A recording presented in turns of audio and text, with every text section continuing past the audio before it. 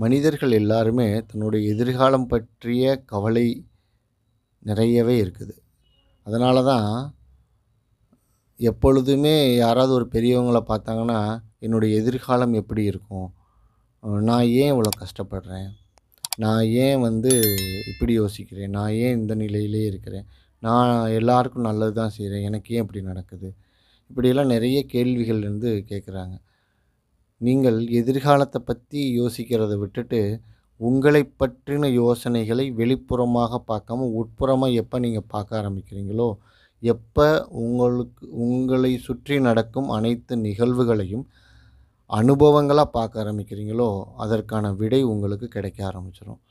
அந்த அனுபவத்த நம்ம அனுபவமா பார்க்க ஆரம்பிக்கிறதுனா என்ன அர்த்தம் அப்படின்னா, ஒரு நிகழ்வு நடக்கும் பொழுது, இதன் மூலம் எனக்கு அறியப்பட வேண்டிய அறிவு என்ன?